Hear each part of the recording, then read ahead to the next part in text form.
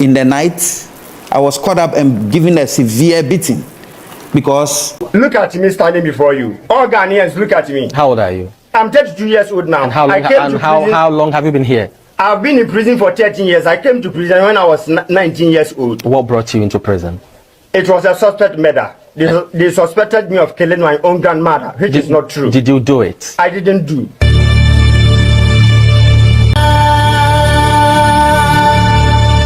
In fact, one female judge that I stood in front of called the police. I had to run away for my dear life. Talk about the Nana Kwesi Agyeman story, where a pastor raped girls as young as 3. Also, some lawyers went to court, and what they requested for was for my beads to be unveiled so that they could see my face. I have been a woman undercover. I've been a madman. I've been a sheikh. I've been a pimp, and played many other roles to enable me bring that evidence. I look at 3 main things when I do my journalism. I name, shame, and jail. When I say naming, shaming, and jailing, I mean that when I go undercover, I collect the hardcore evidence, team up with the law enforcement agencies, and at the end of the day, testify in the court of law to make sure that the bad guys are put behind bars. See, the people who disrupt our democracy ought to be dealt with through direct and frontal attack, not obliquely or half-heartedly. You see, there is no point in doing journalism and then at the end of the day having these bad guys and walking on the same street with them. Over the years, my Chinese sex mafia story, for example, the traffickers who trafficked girls from Asia to West Africa are in jail for 45 years. Talk about the Nana Kwesi Agyeman story, where a pastor raped girls as young as 3. He's in jail for 12 years. Talk about the Seps cocoa smuggling story. They are in jail put together for 16 years. So, as I kept on growing, I started learning. I did go undercover as a prison inmate. And this time it was in Sawan prison. When I got in there, after having shaved my beard and all that, I got in and met the cell lord. I went and paid homage. I didn't understand the chemistry of the prison. You see, the prison always has hierarchies. In the night, I was caught up and given a severe beating because I did not pay homage by paying money to the prison lord. In the prison, I found instances of human rights abuse. The food we had was being stolen by people. We had very bad health care. And it was even easier to get cannabis, cocaine, and other things in the prison than on the street. That is the prison.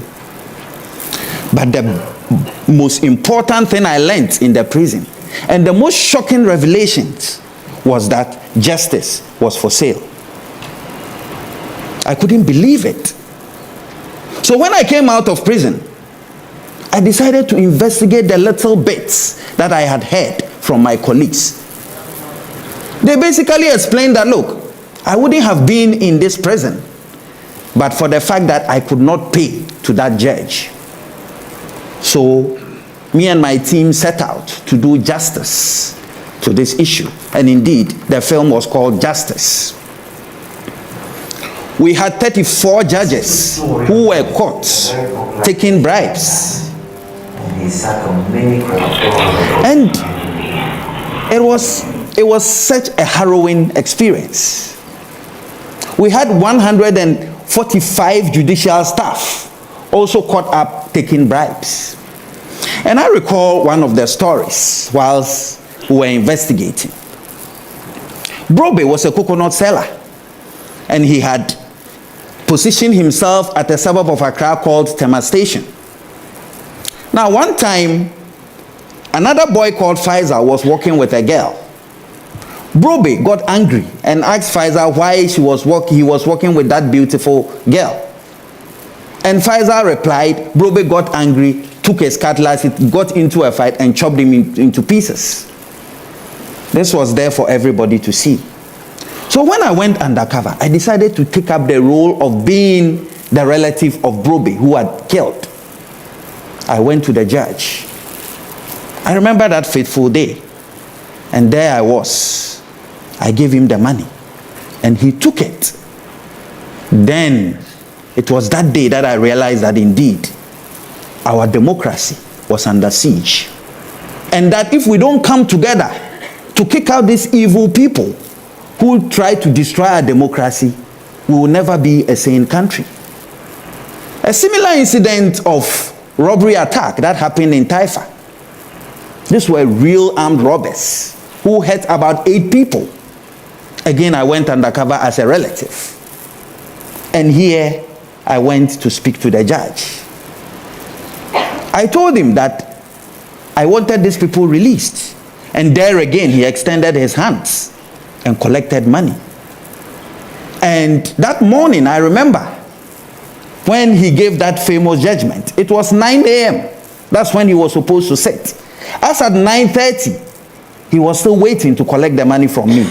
And as soon as I paid him, all these robbers were released back to society. Then I started thinking. I also did go to some of the judges who proved to be so upright. In fact, one female judge that I stood in front of called the police. I had to run away for my dear life. And that taught me another lesson. That despite whatever happens, there are people who are willing to push the frontiers of democracy. See, as I keep doing what I do, I know that there will be problems. When I teamed up with my colleague, Stanley Nkwenda, to go to Seychelles, it was because of a special reason. You see, threats are very normal in this job that I do. Whilst I was doing this, I get them every day. Also, some lawyers went to court, and what they requested for was for my beads to be unveiled so that they could see my face. So those of you wondering, I wear these beads because I want to be able to do that next story. I want to be able to push the frontiers of democracy. See, that day when I had that call from that anonymous caller, he told me, do not drive home. Do not use your car. So I decided to follow what I had heard. And the next morning, the bad guys had gone to attack someone and injured him. That person was driving a similar car. When you decide to do what I do, you're not going to have a normal social life. When people are going out to have fun in the pubs and the clubs, count yourselves out, because the bad guys are always watching. So that day, when I set out with Stanley Nkwenda and we went to Seychelles, it was to look for those African leaders who eventually steal our money and hide them in safe havens. Though there are international laws that are supposed to stop people from hiding stolen wealth, looted wealth from Africa, there are still some countries who allow this to happen. So for me, looking at the executive arm of government, looking at corrupt African leaders was key to the work that I do. Because many children suffer from diseases as a result of the bad things that happen when money is stolen. So I am glad that in Seychelles we were able to expose some of these institutions that launder our money. See, ladies and gentlemen, if this is your first time visiting my channel, kindly hit the subscribe button, like the video. We give to you fearless vibes of the day. Anything you have, come to the comment section, let's vibe together. Kindly like the video and see you next time in my next drop.